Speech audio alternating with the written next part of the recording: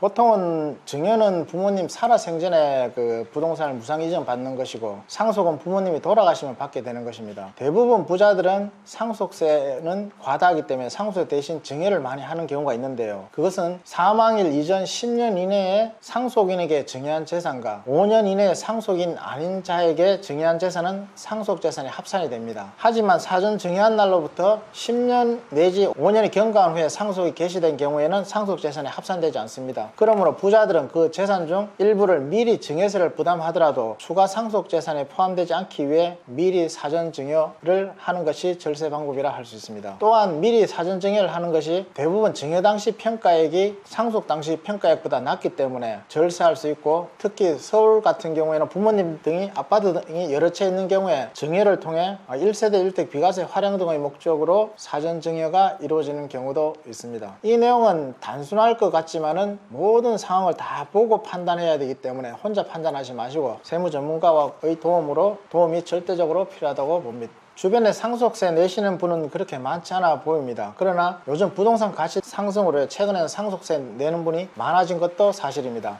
상속세에 해당되려면 돌아가신 분의 배우자가 생존해 계시면 상속세 일괄 공제로 15원까지, 아무도 부모님 살아계시지 않으면 5억까지는 상속세가 해당되지 않습니다. 그러나 최근에는 부동산 가치 등의 상승으로 지방의 경우도, 집안채의 경우 10억 이상 하는 경우도 많아 상속세에 해당되는 경우도 많습니다. 과거의 상속세는 부자들만 내는 전유물이었으나 지금은 누구나 해당될 수 있는 세금이 되었습니다. 보통은 상속 재산 상속공제 이하에 해당되는 경우에 일반적으로 상속세 신고를 안 하는 분이 대부분입니다. 그러나 절세의 한 방법으로 상속세 신고를 하는 경우도 있는데요, 예를 들어서 시가로 평가하더라도 상속공제 이하가 되는 경우, 아니면 감정평가를 받아서 상속공제 이하가 되는 경우에는 상속세 신고를 해놓으면 그 금액이 취득가액이 나중에 양도할 때 취득금액이 되기 때문에, 취득가액이 올라가기 때문에 상속세 신고를 하는 게 유리합니다. 즉 다시 말하면 상속세에 해당되지 않으면서 상속가액을 올려놓으면 감정평가나 아니면 시가를 확인할 수 있는 입증서류로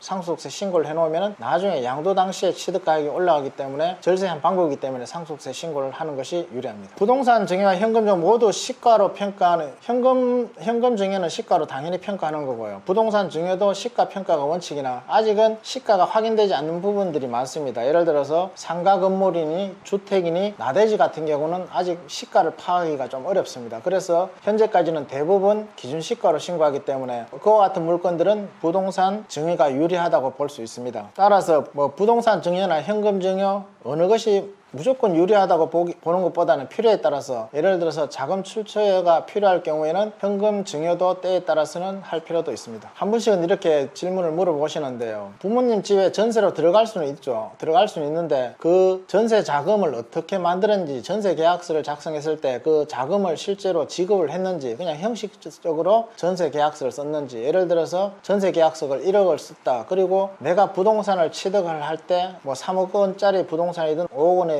부동산을 취득할 때 그 1억 원의 전세금을 부모님한테 받아서 그걸 자금 원천으로 썼다고 할 때, 과연 처음부터 1억 원을 내가 부모님한테 내 돈으로 그 자금을 줬는지, 그 부분을 나중에 되면 확인을 합니다. 그래서 부모님 집에서 살 수도 있고 전세도 계약을 할 수 있을 때 그 자금이 내 자금으로 만들어져야 나중에 증여세 문제가 발생하지 않는다고 보면 됩니다. 이것도 앞에 내용하고 조금 비슷한데요, 지금도 전세금을 내주시는 부분이 많습니다. 그러나 국세청에서는 전세금까지 지금까지는 전산 관리를 잘 하고 있지는 않습니다, 사실은. 그러나 최근에는 당장은 걸리지 않겠죠. 근데 최근에는 국세청에서도 서울의 집값이 너무 올라가면서 전세금도 너무 올라가 있어 그 전세금도 전산 관리하는 추세로 가고 있습니다. 따라서 당장은 전세금을 내줬다 하더라도 걸리지 않겠지만 나중에는 내가 부동산을 취득하든지 다른 문제에 의해서 이 전세금이 부모님한테 증여받은 것이 드러나는 경우가 종종 있습니다. 직장인, 보통 사회통념상 인정되는 범위 내에서 생활비나 교육비는 자녀에게 보내준다면 대부분 증여세 비과세로 인정받고 있습니다. 다만 여기에는 조건이 있는데요, 지급한 사람이 지급받은 사람에 대해 부양 의무가 있어야 됩니다. 즉 소득이 없어야 된다는 말이죠. 즉 정기적인 수입이 없는 자식이 타지나 해외에서 공부하고 있을 때 부모가 보내준 돈이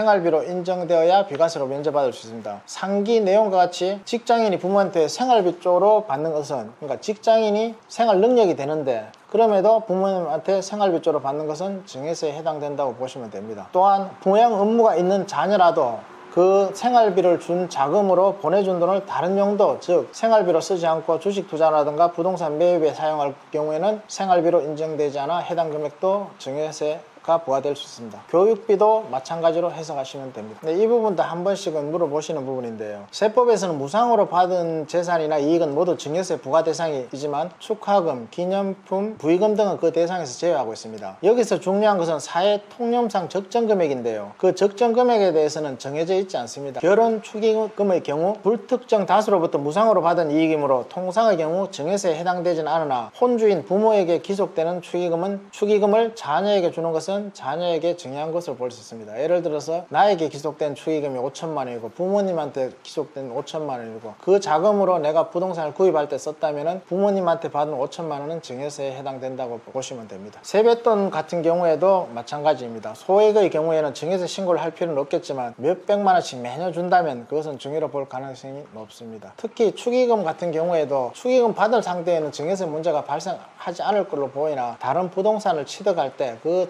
자금 출처 원천으로 내가 그걸 소명할 때 그때 문제가 될 수 있다고 보시면 됩니다.